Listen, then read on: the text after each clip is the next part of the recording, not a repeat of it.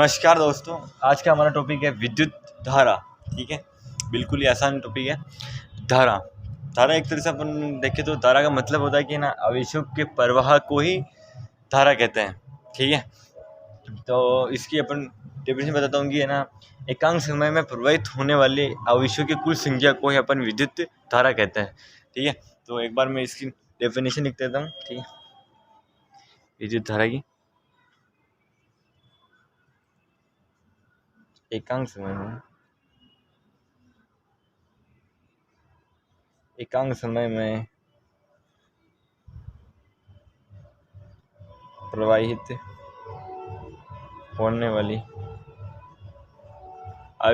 की कुल संख्या को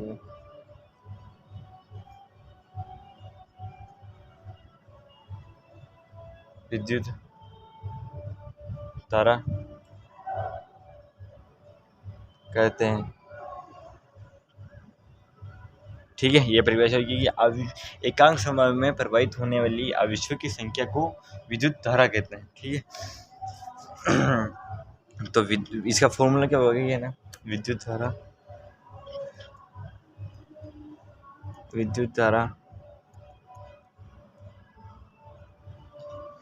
इज इक्वल टू कुल आवेश अपॉन आवेश प्रवाह में लगा समय। ठीक है, आवेश प्रवाह में लगा समय। ठीक है, तो क्या होगा I इज इक्वल टू कुल आवेश Q डिवाइड बाई T। ठीक है, T यहाँ समय है। ठीक है, यहाँ Q का मतलब क्या है आवेश, और T का मतलब क्या है समय। ठीक है, तो फिर अब आगे बढ़ते थे।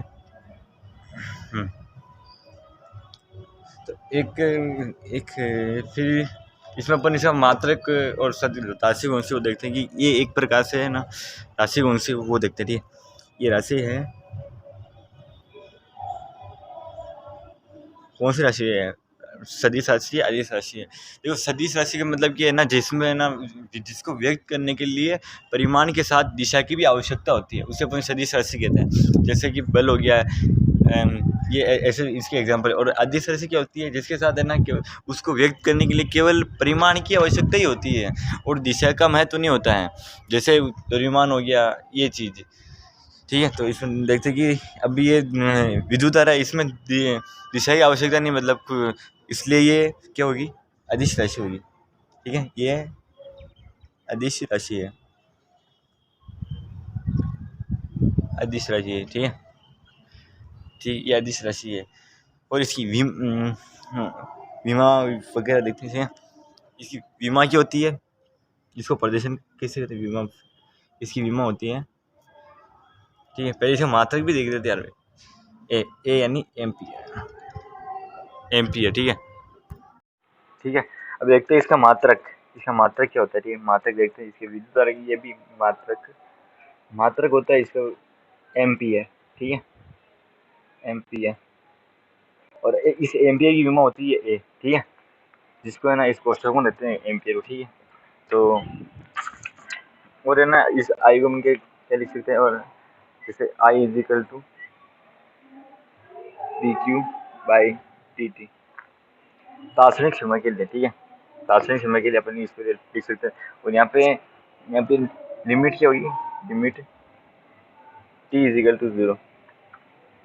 ठीक है, ये इसका तात्क्षणिक समय में हो गया। ठीक है, तो अब देखते हैं, अब अपन बढ़ते देखें, इसे एक परिभाषा बनाते हैं। इसका एक बार स्क्रीनशॉट लेते हो, चलो फिर आगे बढ़ते हैं। ठीक है, तो अब देखते हैं I is equal to Q by T. ठीक है, तो अपन अब पढ़ते हैं कि ना एक एम्पियर की परिभाषा। ठीक है, एक एम्पियर की परिभाषा क्या होगी है ना, एक एम्पियर की परिभाषा, एक एम्पियर। ठीक है, एक एम्पियर किसे कहते हैं। ठीक है, तो अपन जानते हैं कि I is equal to Q by. ठीक है, ये ना हमेशा परिभाषा कैसे मतलब कि ना नीचे जो समय है ना कि इसको बोल अनुपात में जो होते हैं इसको बोल देते हैं अपन एकांश समय, ठीक है। क्या बोलते हैं? एकांश समय, एकांश समय बोलते हैं, ठीक है। तो एकांश समय, इसको अपन बोल सकते हैं एकांश समय। तो एकांश समय में, ठीक है, अनुपात में होते, तो इसमें 1 सेकंड में प्रवाहित होने वाले यदि 1 सेकंड में 1 कूलम आवेश प्रवाहित हो तो उसमें तो उसका मान 1 एम्पियर होगा, ठीक है। वापस बताता हूँ, किसी चालक के पृष्ठ से प्रवाहित विद्युत धारा का मान 1 एम्पियर होगा यदि उसके पृष्ठ से 1 सेकंड में, ये क्या है, 1 सेकंड में, देखो इसका मान 1 होगा और इसका मान 1 होगा, तभी इसका मान 1 होगा ना, ठीक है, क्योंकि 1:1 ठीक है। तो अपन देखते किसी चालक के पृष्ठ से, किसी चालक के पृष्ठ से, किसी चालक के पृष्ठ से, ठीक है, किसी चालक के पृष्ठ से प्रवाहित विद्युत धारा का मान, विद्युत धारा का मान 1 एम्पियर होगा, 1 एम्पियर होगा यदि उसके पृष्ठ से 1 सेकंड में प्रवाहित आवेश का मान 1 कूलम हो। यदि पृष्ठ से 1 सेकंड में, 1 सेकंड में प्रवाहित आवेश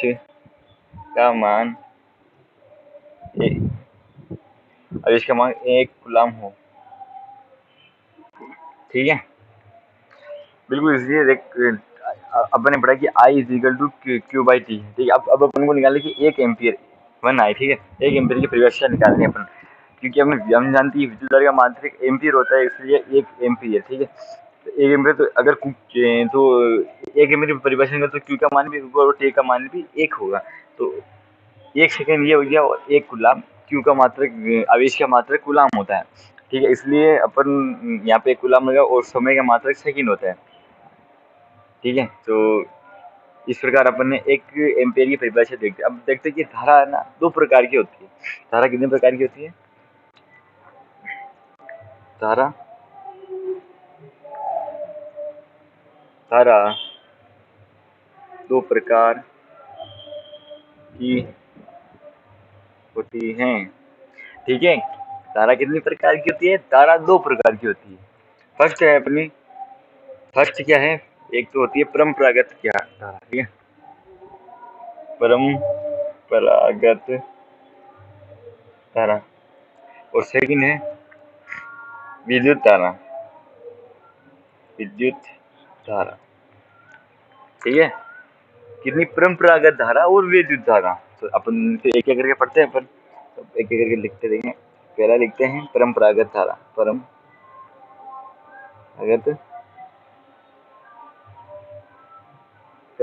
धारा।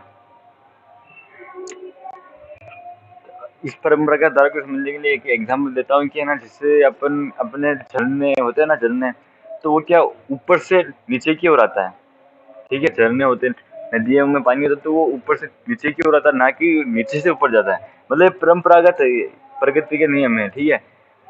तो ऊपर से नीचे आता है वो, तो है ना। तो यदि कोई उच्च विभव से निम्न विभव की ओर धारा प्रवाहित होती है तो इसे अपन परंपरागत धारा कहते हैं, ठीक है। एक बार वापस बता देता हूँ कि ना, वह धारा जो किसी चालक या परिपथ में उच्च विभव से निम्न विभव की ओर प्रवाहित हो तो उसे अपन परंपरागत धारा कहते हैं, ठीक है। तो क्लियर हो गया होगा मेरे हिसाब से आपको। तो एक बार मैं वापस लिख देता हूँ आपको, ठीक है।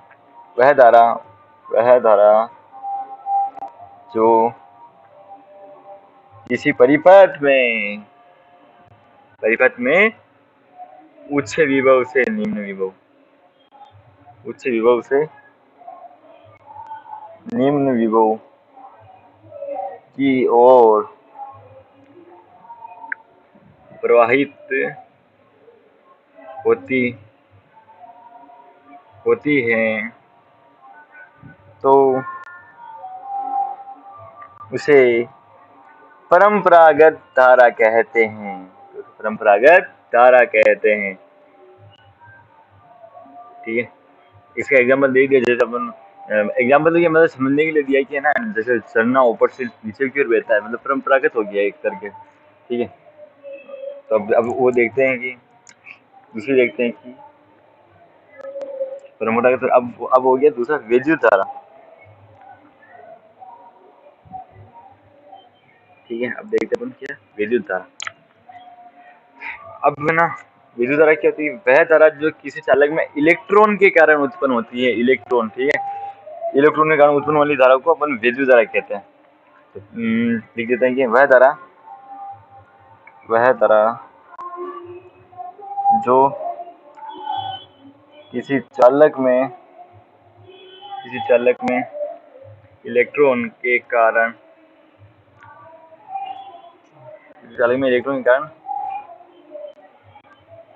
ठीक है, इलेक्ट्रॉन के कारण उत्पन्न होती है,